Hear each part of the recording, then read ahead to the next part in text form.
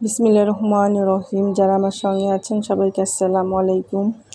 আজকে দেখাবো বিডিআর পিলখানার ভিতরের শিশু পার্ক। আর এখানে আমার মেয়েরা গিয়েছিল, গিয়ে খুবই মজা পেয়েছে।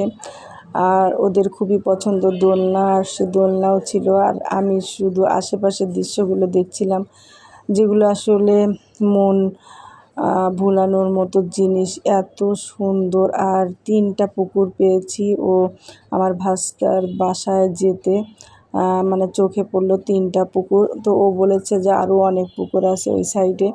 তো পুকুরগুলো যে এত সুন্দর। আর আরেকটা এই ভিডিও শেষে দেখাবো যে পুকুরে কি পরিমাণ হাঁস, ওটা দেখেও আমার খুব ভালো লেগেছে। আর এই যে আমাদের নাতি হোসাইন, সেও আমার মেয়েদের সাথে খুবই আনন্দ করছিল।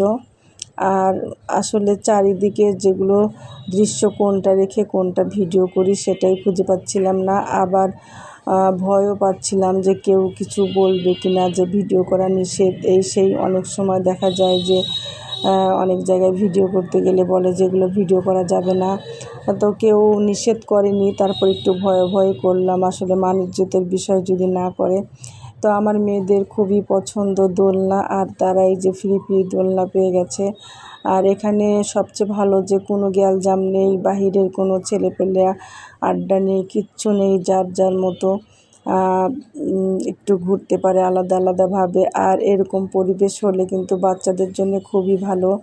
বিকেলবেলায় বাচ্চাদের নিয়ে এসে এখানে ছেড়ে দিলে বাচ্চারা সুন্দর খেলতে পারে। তো আরও 2-1 বার যাওয়া যেত যদি আমার ভাস্তা রিয়াদ বদলি হয়ে না যেত। তো খুবই দুঃখের বিষয়, বদলি হয়ে গেল নীলফামারী।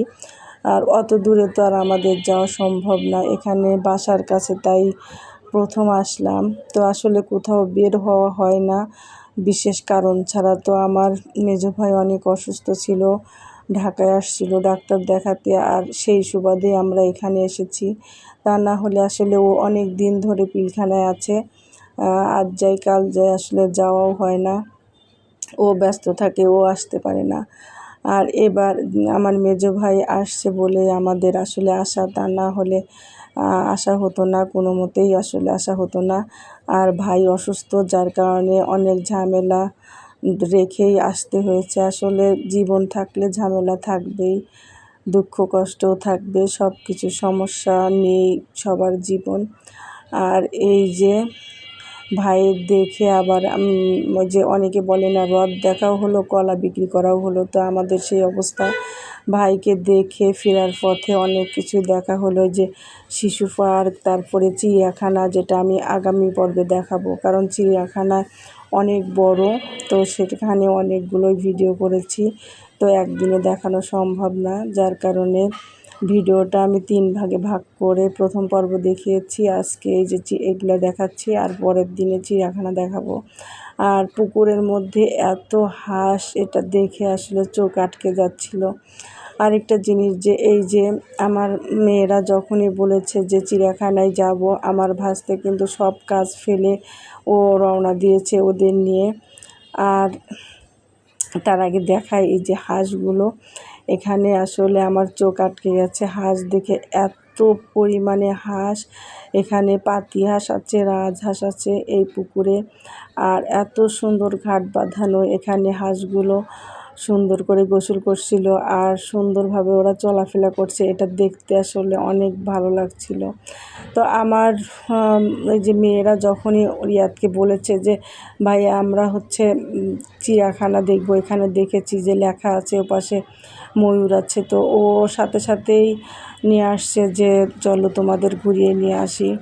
আর তার একটাই কারণ, আসলে সবাই ভাবে যে ওদের বাবা নেই, হয়তো বা কোনো কিছু করে ওদের একটু খুশি করতে পারলে ভালো। তো এই জিনিসটা শুধু রিয়াদের মাথায় না, তো প্রত্যেকের, আমার প্রত্যেকটা ভাই বোন ভাবি ভাস্তি ভাস্তা সবাই সবাই চিন্তা করে যে ওদের কি করে একটু খুশি রাখবে।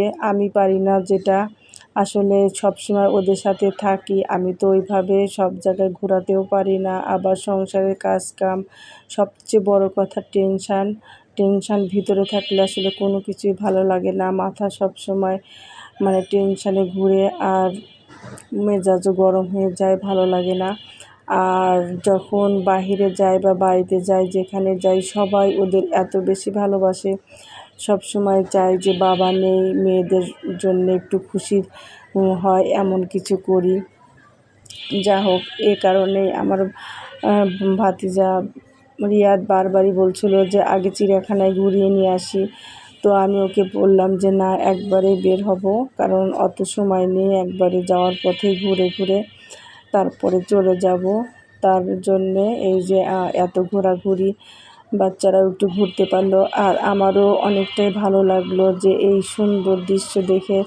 আর এত সুন্দর প্রাকৃতিক দৃশ্যগুলো দেখতে কিন্তু খুবই ভালো লাগে। আসলে আর্মি, বিডিআর বা নৌবাহিনী, প্রত্যেকেই যে ওদের জিনিসগুলো কিন্তু খুবই সুন্দর দেখতে।